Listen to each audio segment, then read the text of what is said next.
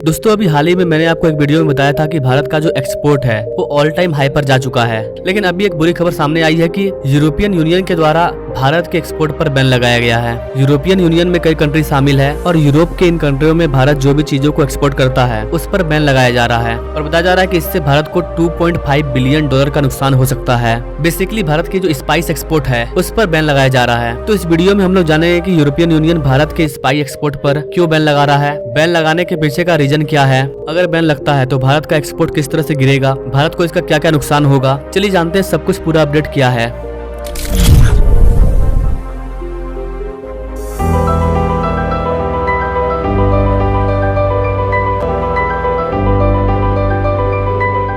Guys Bharat का जो export है वो अच्छा खासा चल रहा था, खास करके हमारा स्पाइस का एक्सपोर्ट। लेकिन अभी हाल ही में कुछ कंट्रियों के द्वारा ये जारी किया गया कि भारत के द्वारा जो भी मसाला वगैरह जा रहा है, जैसे कि MDH का मसाला, उनका कहना है कि इन मसालों में इथाइलिन ऑक्साइड है जो कि एक परमिसिबल लिमिट से ज्यादा है। इस तरह का बात कहा गया था। सिंगापुर, हांगकांग, कई कंट्रियों के द्वारा ये आरोप लगाया गया और इस चीज को देखते हुए इसका असर पूरी दुनिया में हो रहा है। अब यूरोपियन यूनियन भी भारत के स्पाइस चीजों पर बैन लगा रहे हैं। यहाँ तक कि अमेरिका ने भी MDH मसालों पर बैन लगा दिया था। अमेरिका का कहना था कि इसके अंदर साल्मोनेला के कंटेंट है। तो कहने का मतलब है कि दुनिया भारत के बढ़ते हुए एक्सपोर्ट को नहीं देख पा रही है, इसलिए वो भारतीय चीजों पर बैन लगा रही है। अब इन चीजों में कितनी सच्चाई है इसकी जांच चल रही है, लेकिन इसका असर हमारे एक्सपोर्ट पर पड़ रहा है। वो कहते हैं ना, आपकी एक बुराई दिखनी चाहिए, फिर आपको बुरा बनने में टाइम नहीं लगता है। दुनिया आपको बुरा बना देगी, आप बस एक गलती कर दो। पता नहीं क्या गलती हुई है हमारी कंपनियों के द्वारा, लेकिन इस चीज को लेकर के पूरी दुनिया में जहाँ जहाँ भी हमारा स्पाइस का प्रोडक्ट एक्सपोर्ट हो रहा था उन पर अब बैन लगाया जा रहा है। और इसी क्रम में यूरोपियन यूनियन के द्वारा भी भारत पे कई चीजों पे बैन लगाया गया है, जैसे कि ऑस्ट्रेलिया,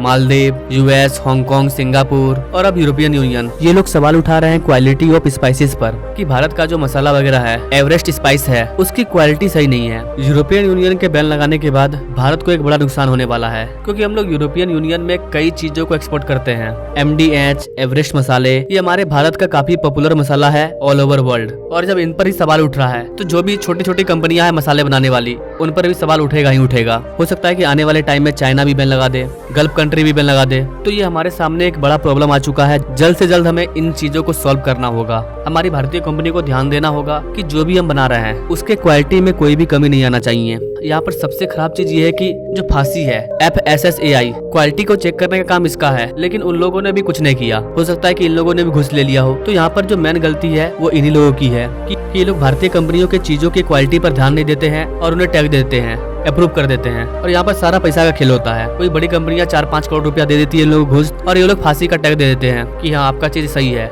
आई थिंक कि भारत सरकार को इसमें इन्वॉल्व होना चाहिए और एक कड़ा से कड़ा एक्शन लेना चाहिए ताकि ऐसी चीजें ना हो। अगर भारत को ग्रो करना है तो भारतीय कंपनियों को समझना होगा कि हमारी क्वालिटी सही हो, तभी हम वर्ल्ड मार्केट पर चल पाएंगे। अगर वो पैसे कमाने के चक्कर में क्वालिटी पर ध्यान नहीं देंगे तो उनकी कंपनी भी बंद हो जाएगी। अब जरूरी नहीं है कि भारत की हर कंपनी ऐसी है, लेकिन जब एक दो पर ब्लेम आता है तो सब पर ब्लेम लगना स्टार्ट हो जाता है। उस टाइप की जो भी कंपनी होती है सब पर सवाल खड़ा होता है। तो इसका एक जियोपॉलिटिक रीजन भी होता है। दुनिया को पता है कि भारत एक फास्टेस्ट ग्रोइंग कंट्री है और हमारा एक्सपोर्ट लगातार बढ़ते जा रहा है। अगर हमारा एक्सपोर्ट ऐसे ही बढ़ते रहा तो हमारी इकोनॉमी इसी तरह से लगातार ग्रो करती रहेगी। वही बाकी जो भी कंट्री है उनकी इकोनॉमी इतनी ग्रो नहीं कर रही है, उनकी इकोनॉमी रिसेशन में जा रही है, तो वो भारत को देख करके जल भी रहे हैं। तो भारत के चीजों पर बैन लगाने का कई रीजन हो सकता है। हमें बस इतना ध्यान देना होगा कि हम खुद के प्रति ईमानदार रहें। हम जो भी चीज बना रहे हैं वो 110% शुद्ध क्वालिटी का हो, ताकि कोई भी देश हम पर थोड़ा सा भी आरोप ना लगा सके। और अगर आरोप लगाए भी तो हम उसके परीक्षा में आसानी से पास हो जाएं। बाकी आगे क्या होता है इस चीज को लेकर के भारत सरकार किस तरह से एक्शन लेती है,